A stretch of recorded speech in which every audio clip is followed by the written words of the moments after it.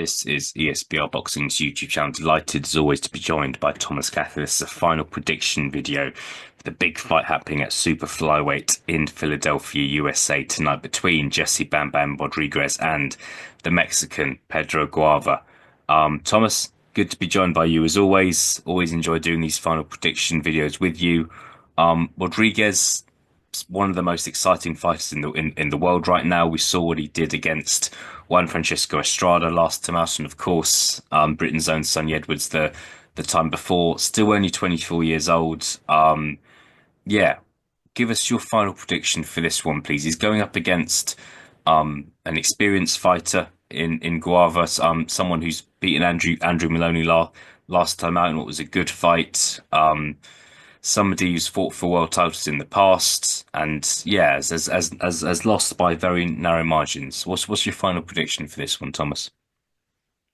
Yeah, as you could expect, I am picking Jesse Bam Rodriguez to win, and I think it's really just a question here of whether it's by stoppage or not. And I think one interesting thing to point out is that Guevara has never been stopped, if I'm correct. So um, it would be interesting to see if Jesse is going to be the first guy to do that. I think that perhaps Guevara, and I'm not saying he's going to win, or I'm not even saying that he's going to be competitive, uh, but I do think that perhaps he will go the distance, and maybe he will have his moments. He'll win perhaps, 2 or 3 rounds, and maybe make it a fun fight. But I don't really see him being competitive, and uh, yeah, I think that at best he will go the distance, but I wouldn't be shocked if Bam, you know, ends it before then. Yeah, yeah. Rodriguez, 20-0 now, 13 stoppages, 2 stoppages in their own his last 2 fights against high level opposition. Yeah, I just think the sort of form Rodriguez is in now, I am actually expecting him to win by stoppage. Thomas, he's going up against an experienced fighter. And also look, just remembering, I mean, I know Rodriguez has fought at super flyweight before earlier in his career. He moved back down in weight, but his first fight back at super flyweight was against Estrada, and I think to have your first fight against kind of a legend of the sport like that won't be easy at what's kind of a newish weight class for you.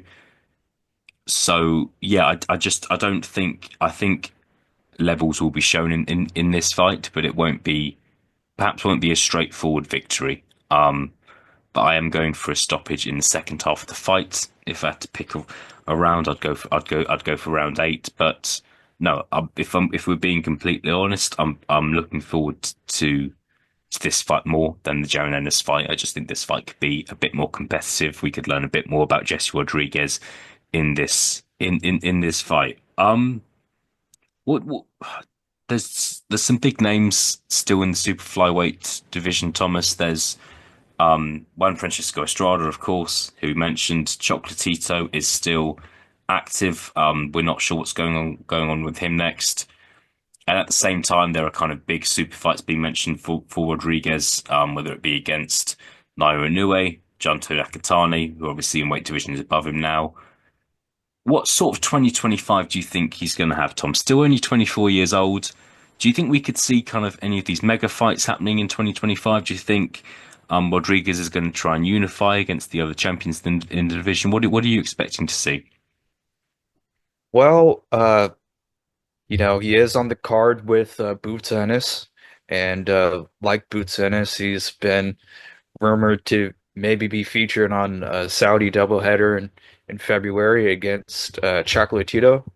And me personally, I love that fight. I mean, I don't, you know, I would definitely pick Jesse to win. Like I'd feel pretty confident in that pick, but I think as far as like, legacy for Bam.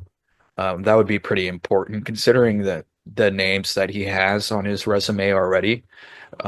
Getting a win over Chocolatito would be like the perfect way to cap that off.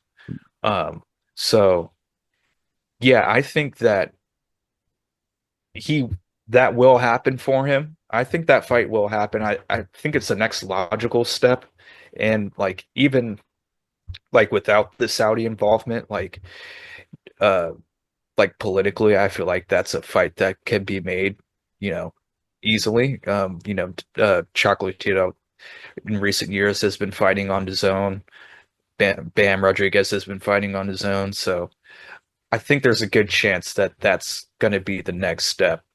But yeah, I would like to see either that or a unification, or to see him, move up to bantamweight, perhaps. Yeah, yeah, no, it could happen. Yeah, look, we'll have to see. I think, look, with the Saudi involvement now, you're getting bigger fights more often, and you're getting fights that maybe wouldn't have happened because there wasn't the money. That can happen. That can happen now because of the Saudis and then Riyadh season, Turkey Al Sheikh. Before I let you go, Thomas, I'll just ask where was your head at with these kind of mega fights? The Chocolatito fight is a big fight, but let's be honest, we're not getting kind of a prime Chocolatito there. Could still be a great fight, could be a real passing of the torch sort of fight, but the kind of the big massive fights are obviously against Nakatani and potentially Inoue. Inoue, two weight divisions above Rodriguez at the moment, could soon be three. We're expecting to Inoue to compete at featherweight possibly next year. Nakatani, however, just one weight division above at bantamweight. How realistic are these fights for Rodriguez in your opinion? Well, yeah, I mean, first off, I love Bam versus Naoya in a way. I think that's a great fight. And I think Bam versus Nakatani is a great fight too. Uh, I would just based off of where they're at weight wise, I would say perhaps Nakatani would be the more realistic uh matchup. But man, that would be tough stylistically considering like just how, the dimensions, just how long and tall Nakatani is. Um, but anyway, yeah, I think that would probably be the more realistic option for him because, as you mentioned, Naoya it's only a matter of time before probably his next fight. He's going to be fighting at featherweight. Mhm. So yeah, it's um, fortunately he's just like running behind these guys on the scale a little bit. But hopefully that Bam will fill out a bit more and be willing to move up to make those fights. Yeah, yeah. Look, I think if when you're at these lower weight classes, there's never going to be a huge amount of big fights around. It's not like being at kind of light heavyweight or heavyweight where there's big names all over the place.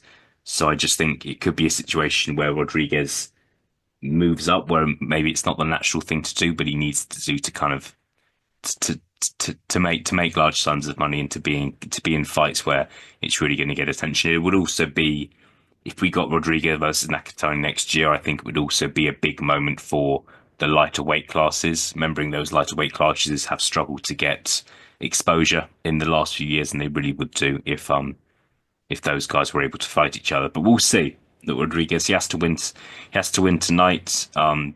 We'll see. You've been talking about kind of these rumblings of this show in Saudi in February, Thomas. We'll see how those develop over the next few weeks, and we'll see what happens. But yeah, in the meantime, thank you for your prediction. I'll speak to you again very soon.